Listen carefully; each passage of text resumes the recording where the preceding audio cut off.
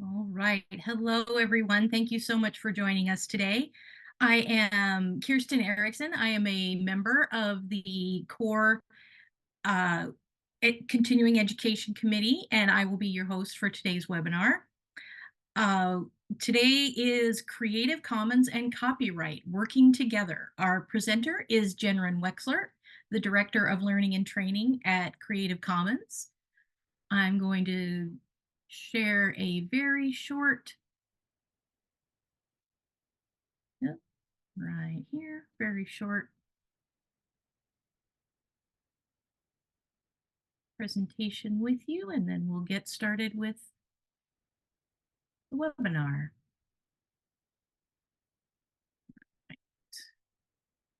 Thank you.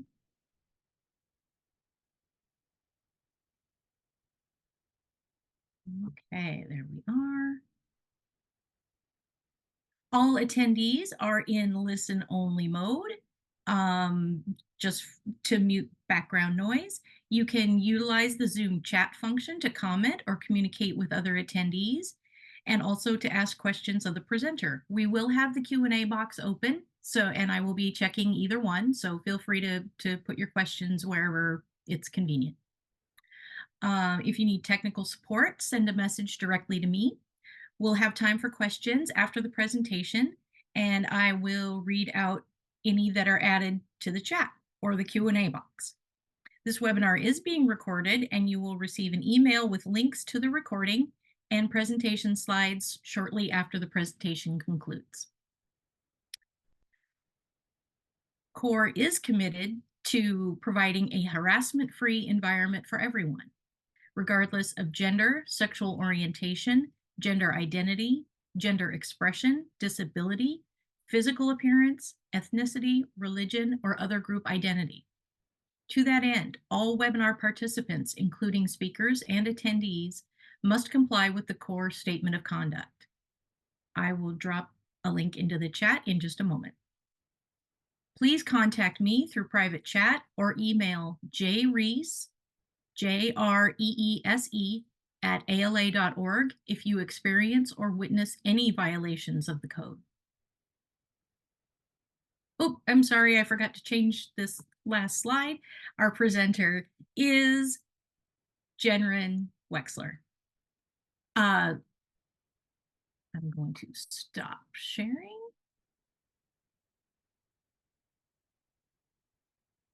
Nope, stop sharing. There we go.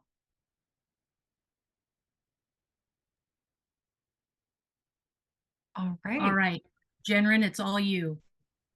Well, thank you so much for having me. And thank you to all of you for joining in from Maryland and Philadelphia and elsewhere in the US.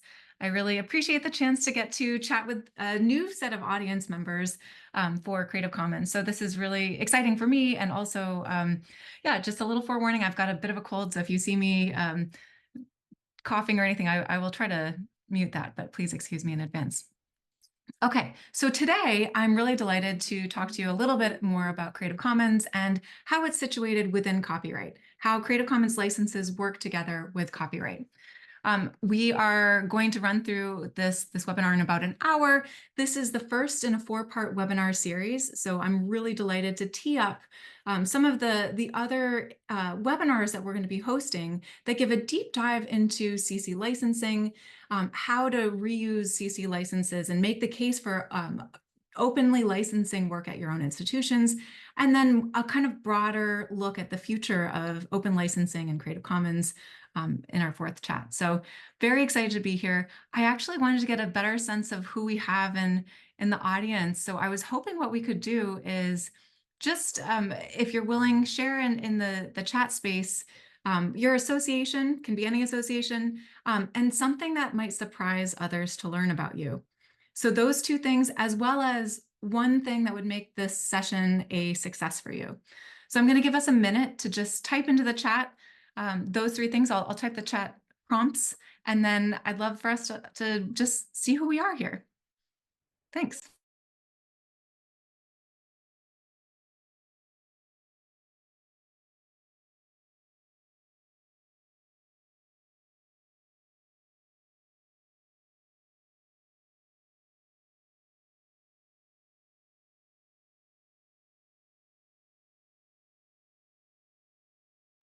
while folks are typing, I'll note my association. So I am the Director of Learning and Training at Creative Commons.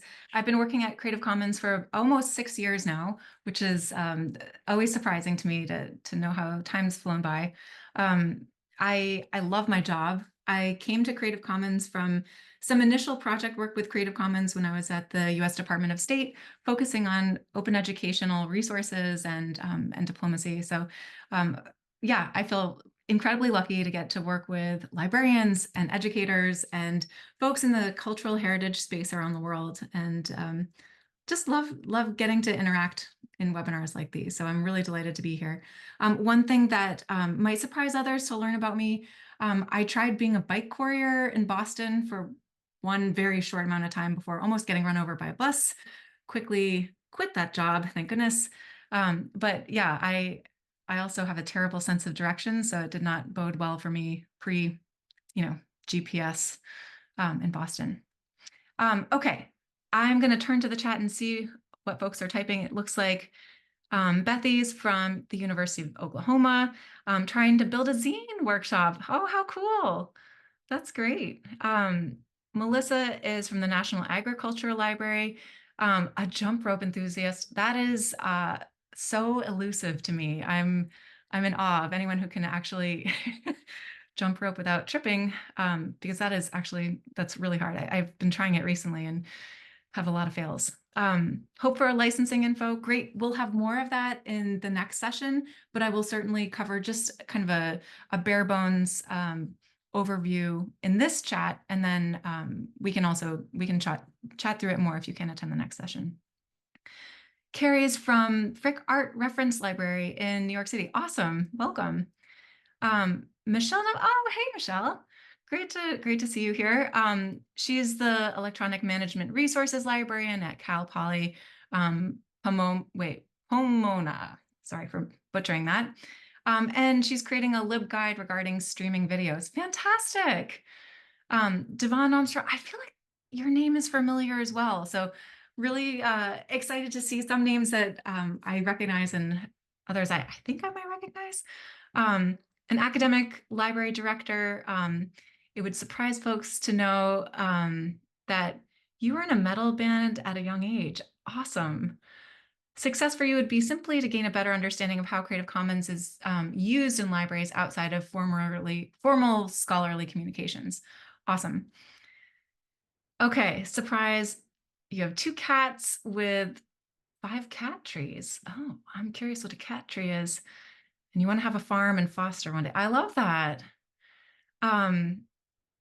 Okay, let's see. Abby is an OER librarian at Virginia Commonwealth University in Richmond, hoping to continue building knowledge and help support resources for faculty authors she's working with. Thank you so much for sharing.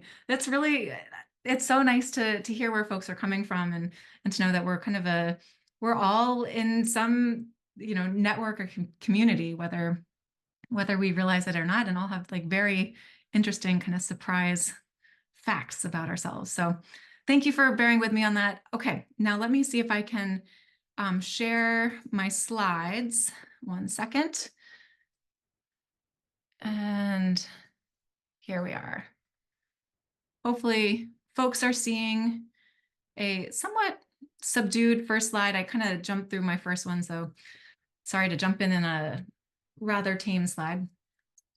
What I wanted to note is, in case you're unfamiliar with Creative Commons, we are a global nonprofit. So we've been around for over 20 years. We're best known for our CC licenses and public domain tools that power these different open movements, open access to content online, open education movements, and so on. But we do so much more than just our licenses. So we are here because we believe access to sharing culture and knowledge is essential to sustain our vibrant and thriving societies, and essential to collaborating on addressing some of the challenges that we share together. So we know of over, I know it's a very low estimate, but it's over 2.5 billion licensed works online, and that's only the ones that are machine readable. We know that people are using our CC licenses and public domain tools in such creative ways and sharing their creativity, their knowledge, and their learning in the spirit of our global kind of shared commons, which is what kind of drives us. So we want to really emphasize that ideally we can prop you all up for doing the incredible work you are already doing, your creative work, your intellectual work, with the CC tools that we can provide. So we also offer trainings. We offer a number of different ways to engage in advocacy efforts and some policy efforts around the world to support this more equitable, ethical set of practices around open sharing. So very quickly, we have 6 different licenses and we have 2 public domain tools. These will get into depth. We will talk about in greater depth in our second webinar. But for right now, I just want you to know that these are out there. There's not just one CC license, but there are actually 6 different licenses that you can apply based on your own needs. So ideally, when you find out you have something that you want to share in particular ways, whether it's for non-commercial uses or whether it's free but with only attribution required, we have the license for you. We also have 2 public domain tools. We'll talk about the public domain in a second, but these are really very flexible tools to recognize what exists outside of the realm of copyright. Okay, CC licenses have been designed and vetted by legal experts around the world. So they are aligned to international copyright laws. Wherever international copyright law applies, so do CC licenses. And it's also worth noting that in some cases, in some countries, few countries, there either is not copyright law, it's not clear, or they're not a signatory to these international treaties that have kind of harmonized our copyright. So in those cases, CC licenses may not apply, but generally speaking, CC licenses are considered the global standard for open licensing because they apply globally, they're interoperable, and they're machine readable, and so on. Okay, so now let's dive into a couple more details before I get into copyright. If anybody is curious about learning a little bit more about how CC works in the courts, there are a lot of there's a lot of litigation involving CC license content that you can read about. So we have a really wonderful CC legal database that looks at the kind of case law around any kind of CC license content, anything that's involved CC licenses in the past. And CC licenses to date have always stood up in court. So this is probably good to know. Okay, I will actually post the link to our database. Let me just, in case anyone's curious, there's link. Okay, so there are a lot of different institutions that have CC licensed their works. They've applied either public domain tools or CC licenses to provide greater access to their digital collections. So Harvard's one, we've got, I know MIT is another. The SUNY Open Access Repository is a great resource.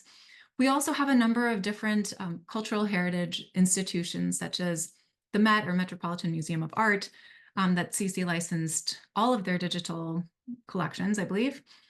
We have DPLA and so many more. So this is a slide from another presentation, but it's worth noting that there are over 1,400 cultural heritage institutions that have open licensed their collections. There are so many academic institutions, so many academic libraries and libraries beyond academia that have also worked with CC licenses that we think there is a growing trend to really be proud of in this space. Granted, I think the norm is still currently closed, all rights reserved copyright, but we are seeing a growing trend towards more open access to information and culture. A couple interesting, I guess, takeaways. So in this survey and some of the other cultural heritage work, we've learned that that a lot of people are considering work that does not exist online not existent at all for all intents and purposes, which is, I think, a little bit harsh. But there was a recent, let me see if it's on the next slide, a recent study that found that at least in 2018, Wikipedia reported a 385% increase in visibility of the Met's content that was, openly licensed and available online because of Wikipedia. So the Met was able to reach 10 million people per month more thanks to its open access policy. So we see a lot of different cultural heritage institutions, a lot of knowledge management institutions starting to embrace CC licensing as a way of extending their reach beyond their walls. Okay.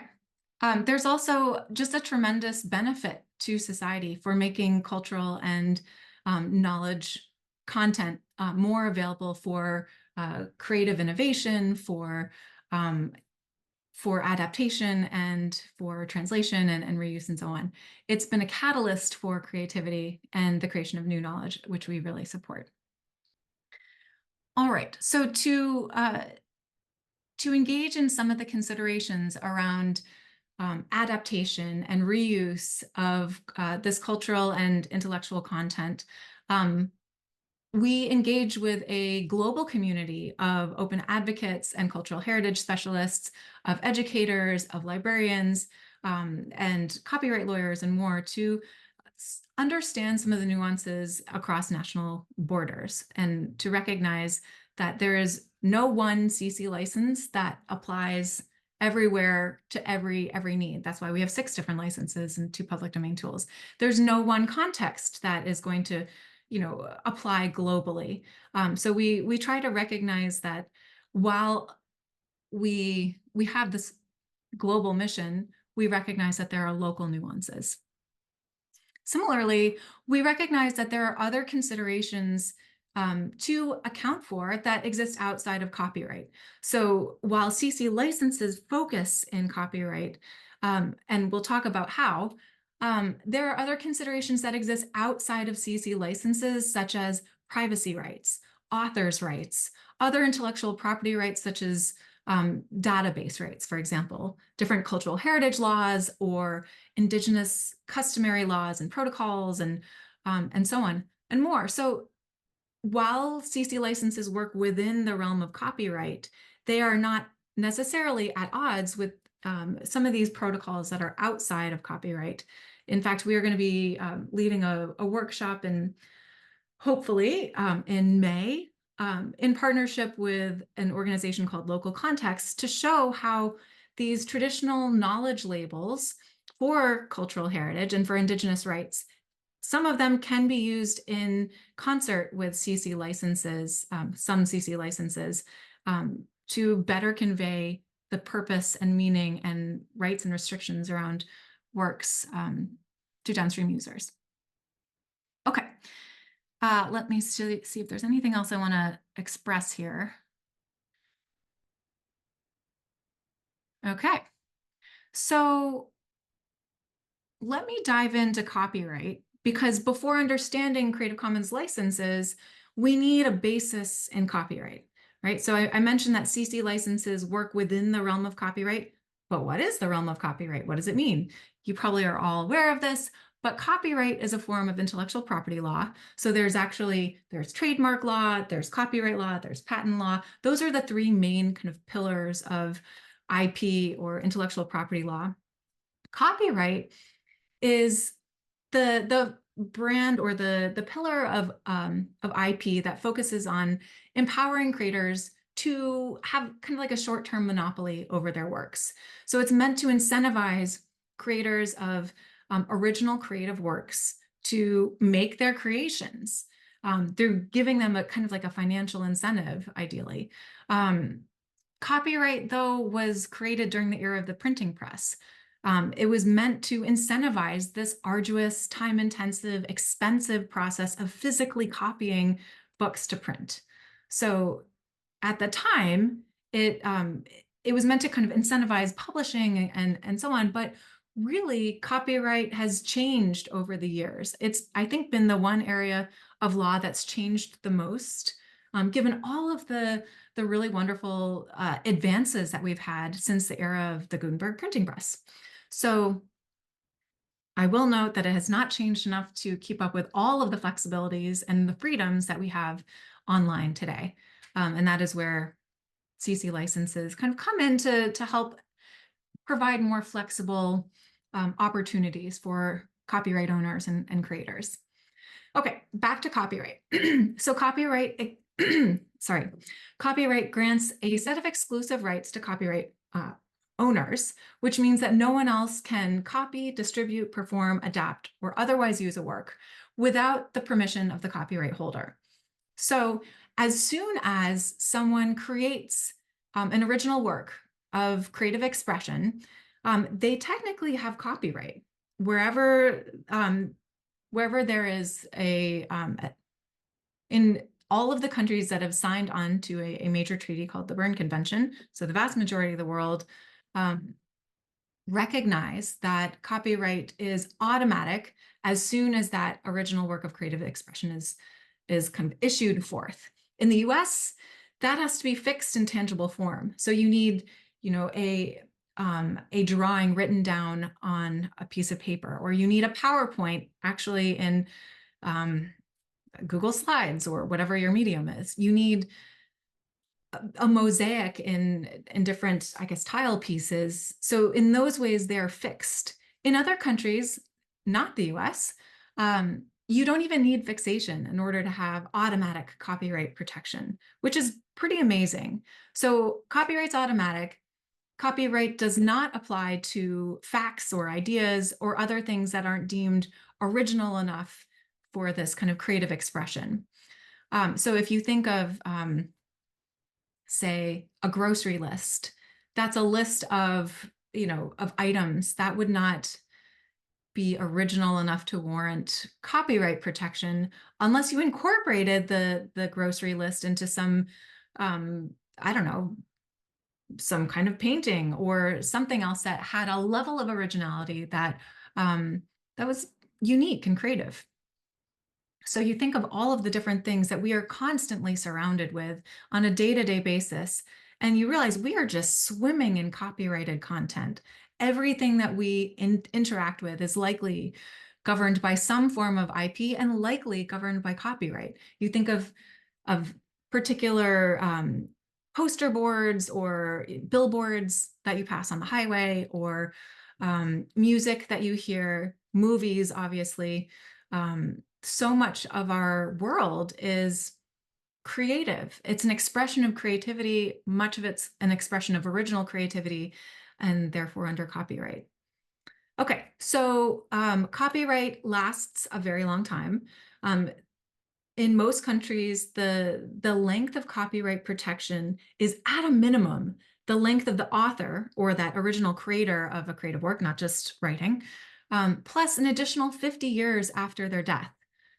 Ideally, copyright law was meant to incentivize creation, but over time, the duration of protection kept getting extended and extended and extended. So many people think that life of the author plus an additional 50 years or 70 years in the US is actually not going to incentivize that creativity. You can't incentivize someone who's dead. So there are a lot of different kind of critiques of copyright and so on. I will note that again, CC licenses kind of come in as a more flexible way to allow for some copyright permissions to not be withheld for the copyright owner, but shared with our different communities. Okay.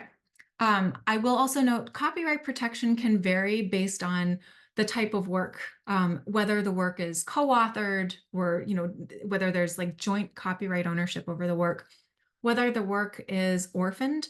So if no known copyright holder or author is available for the work, then different jurisdictions have different protocols on how to keep that work protected under copyright or not. Okay. Let's see. Yeah, I mentioned in the US, copyright law lasts, or copyright protection lasts the length of the author plus 70 years. In Mexico, it's life of the author plus 100 years.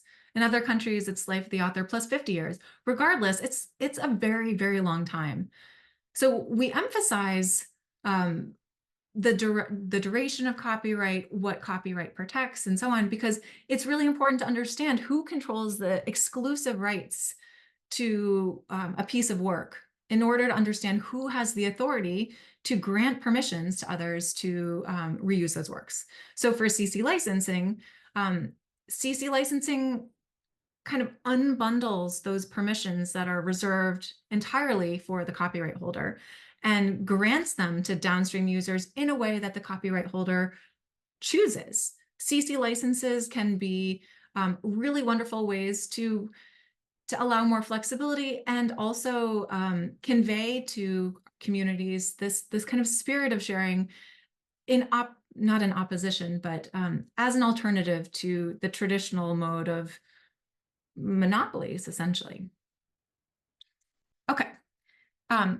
Feel free to put in any questions that you have as I go. I'm going to try to leave as much time for questions at the end of this, but I'm really curious for folks' ideas too. So please don't hesitate to chime in the chat or put questions in the question option. Okay, so now let's talk a little bit about the public domain. So when copyright expires, after that long spell of copyright protection, when it expires, what happens? The public domain happens. So the public domain is this beautiful, essentially, pool of our thoughts and creativity and public knowledge that exists outside of the restrictions of copyright. Also, some of the other IP laws. It is what we so depend on, whether we realize it or not. We rely on free, unfettered access to a lot of works that that we now kind of take for granted, that are like in our, our canons, that inspire new creativity, inspire new works, new books, new movies, new ideas. So we rely on so much of the public domain to inspire innovation too, that we want to protect and expand the public domain for the commons. So how do works get into the public domain? I mentioned when their copyright expires, right? So that's one way. Also, the creators of works, as long as they maintain their copyright ownership, they can waive their ownership. Generally speaking, creators can apply a CC0 license to their works that they want to offer into the public domain, and that, in as far as they are able to, waives all copyright restrictions. There are many contexts in Europe where authors' rights still apply. So in those ways, people still have to be associated with their creative work, even if it's in the public domain. But in the US, we don't emphasize authors' rights. So when you apply a CC0 tool or public domain mark to your work, a CC0 mark to your work, you are dedicating it to the public domain and saying that I don't need any credit for this work. I allow people to do whatever they want with it. Work also enters the public domain if it was never eligible for copyright in the first place. So facts and ideas are two examples. You think of inventions like the screw or otherwise that would not fall under copyright protection in the first place. And then there's a third very minute, or I guess edge case, in which creative works that were that did not abide by the formalities that used to exist pre-Berne Convention, so pre-treaty that aligned our copyright laws that I'll talk about in a second. Works that did not abide by formalities that used to be required may have kind of slipped out of copyright protection. So that does not apply to many, but it's worth noting that that is kind of like a fourth way that works can enter the public domain. Okay, I'll talk a little bit more about the Berne Convention in a second. I think the most important thing to know is that there have been a number of different treaties that have tried to harmonize copyright laws around the world. So every country, almost, with some exceptions, has their own copyright laws. But over the years, and especially with increased, global trade and sharing and the internet, of course, there have been a lot of bilateral and multilateral trade agreements, treaties, and so on that have helped to align countries on certain kind of minimum standards and agreements. So the main one, as I mentioned, is the Berne Convention. This is a treaty that I think now applies to 179 countries. It used to be like over 180, but works with the vast majority of countries around the world. It sets out the minimum standard for copyright protections. So life of the author plus 50 years minimum in each country that's a Berne signatory. It sets out standards around the fact that copyright has to be granted automatically. So there are no more formalities that we have to abide by to be granted copyright protection over our work. We technically don't have to put on a copyright notice onto our work or register our work at the Copyright Office. It is worth noting that in some cases, whether you are using a CC licensed work or an all rights reserved copyright work, if you register your work at a Copyright Office, you may have more grounds for litigation if you are choosing that route. But generally speaking, there are no formalities required under copyright now. There are also limitations or exceptions, which we'll talk about, to copyright. So these are kind of carve-outs to this overall set of rules that govern our generation of creativity and original work. Okay, one more thing about the public domain, just because I love it so much. I wanted to share this really lovely Getty Museum challenge. Many of you are probably familiar with this, but in the early days of the pandemic, I think it was in early or mid 2020, the Getty Museum launched the Getty Museum Challenge online, inviting people to recreate public domain works with household items when they were in lockdown. So people around the world ended up submitting these really whimsical examples of, of their interpretation of Getty's digitized collections. And this was possible because Getty had successfully applied their work into the public domain. So they digitized their work, they added a CC0 public domain mark, and allowed for this really wonderful flourishing of creativity during the time of lockdown. Thanks, Abby. I love it too. So the end result was people from around the world sent in images. They then compiled all of their images into this really wonderful book called Off the Walls: Inspired Recreations of Iconic Artworks. Let me see if I can actually, yeah, I think I can get a link for you right here in case anyone's curious. So the profits from this book went to Artist Relief, which was an effort to fund artists that were then out of work because of the lockdowns and restrictions in the early days of COVID. So just imagine what it would have been like if these images had not been freely available for reuse online. If these images just remained within the physical restrictions of the museum walls, we would not have had this amazing book. So anyway, I love this example. All the more reason to support the public domain. Okay, so just going to pause here and recap. Creative Commons licenses work within the realm of copyright. Wherever copyright applies, so can CC licenses. How you use CC licenses is something that we'll get into in much greater detail in the next webinar in the series. But just for right now, think of all of the permissions that copyright traditionally withholds for the creator or the copyright owner of a work, and know that CC licenses offer a way to kind of unbundle those permissions, but still remain a legal tool for copyright owners. So your work is still under copyright even when you apply a CC license.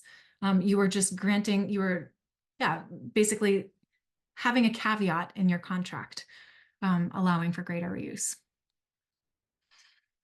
Okay, I see. Even if this wasn't listed as a Creative Commons license, wouldn't something like this be still permissible under parody? Excellent point. Yes. most likely, with some asterisks. That actually tees me up for the next slide. So thank you very much, Faye. Um, so let's talk a little bit more about some of these limitations and exceptions to copyright, such as fair use.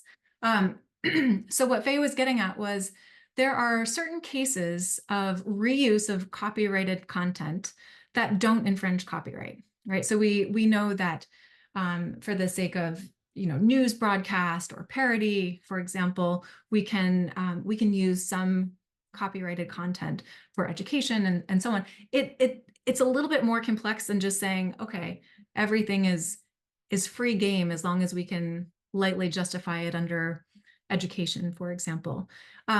So let me back up. Every country has signed on to these international treaties granting the public some rights to use copyrighted content without violating the exclusive rights that are given to creators. So generally speaking, they're called limitations and exceptions to copyright. What I've been told by one copyright lawyer is that limitations often have kind of like a financial exchange associated with them. So we think of compulsory licensing agreements. Exceptions to copyright, such as fair use in the US, are kind of a free way of using copyrighted content without infringement. So just as I mentioned that copyright restriction or CC licenses work within the realm of copyright, the exceptions and limitations to copyright also apply to CC licensed works. So if you have, for example, a CC licensed work that doesn't allow for adaptation, for example, you could use it and adapt it under one of these limitations or exceptions. So whatever applies in copyright applies in CC licenses. Okay, so generally there are two ways in which exceptions and limitations are written into copyright law. The first is by listing specific activities that are excluded for the reach of copyright. So in Japan, for example, there's a Japanese copyright law that has a specific exemption allowing classroom broadcasts of copyrighted content. In the US, though, there's the more kind of flexible fair use exception. So this is less precise. It is more subject to interpretation, but it can cover a much wider range of use cases. So fair use is what we are probably most familiar with. There are, let's see, realizing I'm running a little short on time. So there's like a calculus, a 4-step test in the US to determine what would be considered fair in terms of using copyrighted content. It can be very subjective. It is something that I think copyright law has, no, I will just say it can be very subjective. So I would not assume that just because you are in an educational institution, for example, you can use an entire book of copyrighted content for your class. There's a 4-factor test, which let me see if I can just add a link here in case folks are curious. These 4 factors are kind of weighed in combination with each other to determine how likely it is you can use this exception to copyright. Okay. Yeah, based on time, I'm going to kind of skip over some of the additional resources on this. I will say that there is a really tremendous set of resources that the American University Washington College of Law puts forward on fair use in education. We have so many really wonderful resources for fair use. So please do reach out to us if you need any examples, any use cases, any best practices, etc. Okay, really quickly, I mentioned some other exceptions and limitations, including compulsory licensing schemes, which is where one entity would pay another entity to access a specific use case of copyrighted work. So you think of music, for example. You may pay a fee to the copyright owner to be able to use or replay the music. There's also the Marrakesh Treaty, which is used to support people with print disabilities in accessing work and copying and modifying work in order to actually engage with the work where they otherwise couldn't. There's also the Teach Act, which started in 2002, and this provides specific guidance and provisions for use around copyrighted works for digital media. So there are a number of specific requirements. So the Teach Act only applies in an educational context where there's teaching that happens at a nonprofit and accredited institution, and that's only for performances or displays of multimedia, not for textbooks or reading. And there are also some very specific carve-outs for libraries. So Section 108 of our Copyright Act notes that there are specific exceptions to copyright law for libraries and archives. Some of the things that libraries and archives are able to do, you probably are all aware of this anyway, but I'll just note some of the things that they're able to do are make copies for works that are copyright protected in order to send them through to other libraries. So you think of like interlibrary loan. It also allows library users to make copies of work for personal research.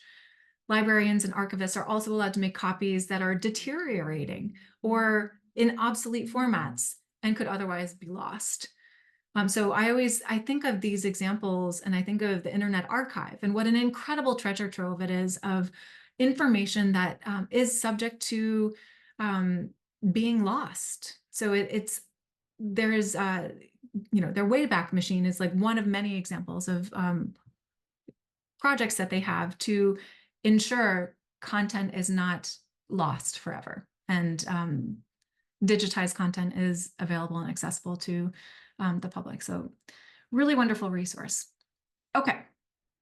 There are also some guidelines that need to be met and some restrictions that apply. So for example, a replacement copy of work that's damaged, deteriorated, lost, or stolen may only be made if there's no way to obtain a replacement copy at a fair price. There's also unpublished works that can be copied for the purposes of preservation, but their circulation outside the library may be restricted. Published works that are in their last 20 years of copyright protection and are otherwise not available at a fair price may be copied, distributed, displayed, or performed. So these are exceptions that are only available to libraries and archives that are open to the public. Okay, we've talked a lot about copyright, the way CC licenses work within copyright, exceptions to copyright, and therefore exceptions to CC licenses, as well as limitations to copyright and therefore limitations to copyright. We've also talked a lot about the public domain, and I should note when copyright expires, so do CC licenses. So automatically that work enters the public domain, even if it's CC licensed. When copyright expires, so do CC licenses. Okay, we've covered a lot. I'm really delighted to say we have time for discussion. So I would love to hear what you all are thinking of. I'll also drop in some information about our upcoming webinars in case any of you can attend those. And as always, if there's anything that we can't address in this session right now, please keep the ideas coming. Keep with us. We are delighted to take your questions and make sure someone at CC is able to answer them after the session.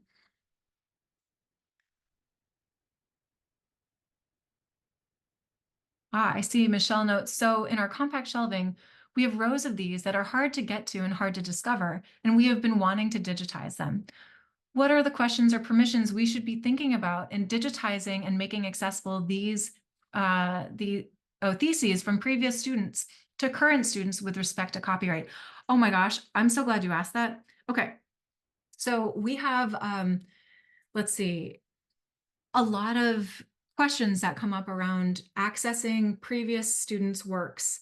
A couple things to note, and this is certainly not an exhaustive list. I think this would warrant probably a whole nother session, but where students have not signed their copyright over to the institution is technically infringing copyright by reusing students' works, right? So unless you have a specific agreement where the student or the copyright holder of a work waives their copyright or gives the permission to the institution for reuse or ownership, of the work that it's technically not um, allowable. Um, Granted, I think it would be near impossible to go back through, decades of theses and track down the original authors and get their permissions and so on. In my mind, this is all the more reason for upfront getting a CC license in place, so you know exactly what permissions are afforded to downstream users. So you know exactly where things stand with the copyright permissions. Other questions to think about in terms of digitizing and accessing works. I know there are a lot of questions, and there's a lot of press right now about some institutions, third-party vendors trying to sell student data and theses and professors' lectures to AI firms for kind of ingesting um, to train on. And that is, so there, we can get into a whole nother set of can of worms with AI. But I would just say the first question that we always should ask is who has the rights to permit reuse of a work. Okay, let's see. Bethany says, if someone makes a zine, if someone's making a zine and uses cutout images from a magazine to supplement or augment their original textual elements, would that be considered fair use as a transformative work? Okay, great question. So one, I should note, and I should have noted this from the start, I'm not a copyright lawyer, so I technically can't give any kind of legal advice here. I would say it is subjective. So it is subjective whether or not the work is transformative enough to be, likely fair use. I would assume so. I think there's a really strong case for that, but it ends up being, up to the different jurisdictions' interpretation of it. And it also, like, there are four factors. It depends on how much was used. That's like the least weighted of the four factors. The purpose of the new use of that copyrighted content. So in this case, the zine would be a different use than the original, magazine cutout, presumably. Its effect on the market. So presumably your zine is not in competition, or your student's zine is not in competition with like the original magazine. So there are a lot of different factors that you have to consider when assessing whether something would fall under fair use. Let's see, also the nature of the copyrighted work in the beginning. So an image in a magazine, it may have a different nature than, do I want to get into this? There's some work that's going to be eligible for more copyright protection under fair use than others. So unpublished work, for example, is going to be more likely to have stronger protection than published work. So you'd be more likely to be able to claim fair use under a reuse of a magazine cutout because the magazine was published. Sorry, I'm kind of glossing over this a little bit, but realizing there's some other questions. Okay, Abby asks, can you talk about being in an advisory role for fair use questions? I'm always upfront with faculty that I'm not able to give them a direct answer. Yes, exactly. And instead try to walk them through the 4 criteria, but it always feels a little tricky to find a balance. Absolutely, it's so tricky. So I always try to remember, and I didn't at the beginning of this presentation, I always try to remind people that I am not a copyright lawyer, and we are not, even if I was a copyright lawyer, like, we're not in a client lawyer, I guess, relationship right now. So we're not, I can't give you legal advice on this. I can't give you a kind of yes or no answer to fair use probably ever. So it is really hard. I would say it depends on your risk tolerance for potential litigation. It depends on like how transformative the use is, your uses of copyrighted content, and your awareness of you know copyright law and I guess case law around fair use. I will say, and I need to find this, but the resources provided on the American University Washington College of Law PIDGIP program website are phenomenal when it comes to fair use. So my takeaway from their engagement is we have a lot more flexibility than we ever take advantage of in terms of reuse in education, and we should not feel like afraid to use this flexibility in copyright law, or this exception in copyright law, to yeah, incentivize more creativity, incentivize more learning and knowledge, and so on. I mean, that's what copyright law was originally intended to do, was to incentivize this, not totally restrict this beyond, any kind of growth. Okay, I think I've rambled on. Are there any other questions? And I'll wait for any other questions, and also try to look up that that link that I mentioned.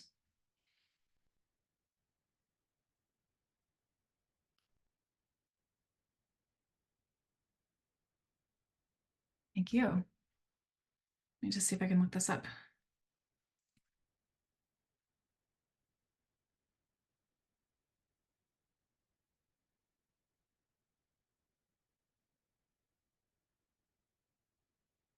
Okay, I got it. I think this is it. Okay, here we go. Glad there's someone interested. So there's a lot here, but yeah, if you can take a look at yeah, the Code of Best Practices for Academic and Research Libraries, Reclaiming Fair Use. There are a number of different webinars. I have to find them, but I'm sure they're somewhere accessible from this homepage, that really get into a lot more details than I could ever cover.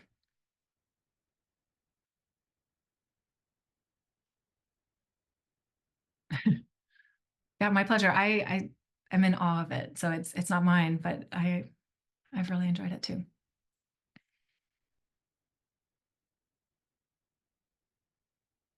All right, let's see if there are no open questions. Okay. Wow, that's great. I'm not seeing any, but if oh, I'm sorry, Jenren. Oh, no. That's great. I actually had a couple last slides I wanted to share, but yeah, pausing in case there's. You go right ahead. Okay. All right. I did want to, let me just, where did my thing go? If I see questions, I will speak them out. Okay. Thank you so much. I wanted to note too that we have so many incredible resources at Creative Commons to help our creative communities around the world. So if there's ever anything that we can do to support your work, or follow up with with questions, or put you in touch with other people who can better answer your questions, please don't hesitate to reach out. We have a number of different training offerings, so you can access our training calendar at the bottom of the creativecommons.org/cc-trainings page. We also offer the CC certificate courses, which are 10-week online courses or 1-week in-person boot camps. These are specialized for academic librarians, then educators, and also folks in our galleries, libraries, archives, and museums spaces. And they're really, though, open to everybody. We also offer custom trainings and workshops, and then there are monthly webinars, or office hours with our legal team. So this is a really wonderful way to have direct access to a copyright lawyer and ask them your questions. So we've got a lot of offerings we'd love to share with you. We also run some community platforms or groups that engage in different advocacy activities. So we have our open culture platform. We also have our open education platform. We have a copyright platform as well. It's not up here, but yeah, we're happy to put you in touch with anyone who you'd like. Okay, let's see. Will a recording of this training be sent? Oh, that's probably not to me. Yes, I think it will be available afterwards. And we're also going to CC license the recording link and make it available to folks outside of the ALA space too.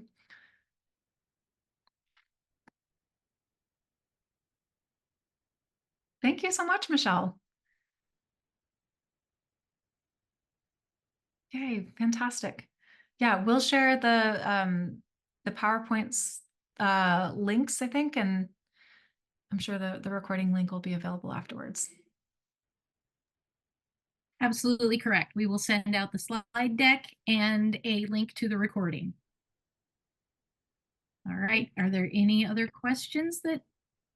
And I also wanted to note that if questions come up later, we will forward them to Jenren, and she can, if she has someone that can handle that question better, she will forward that to an appropriate person. Absolutely. So feel free to send us questions after our session today. Okay, last call for questions, everyone. Boy, that sounded a little too schoolmarmish. It was just right. Oh, good. Oh, good. Okay. All right. We're going to wrap this up then. We are so glad that you could be with us today. Here we are. You will soon receive a short online evaluation form. Please take a few minutes to respond to those questions. Your comments are very valuable and help the core Continuing Education Committee plan future events. The email will also include links to today's slides and the recording. Thank you again to our presenter, Jenren Wexler. Thanks also to the members of the Continuing Education Committee and to Mia Blix-Sheehan, Tom Farron, and Julie Reese from the CORE office. The support they provide make it possible for us to present these webinars. And I'm going to Thank you so much. share my screen one last time. Let's see. Oops.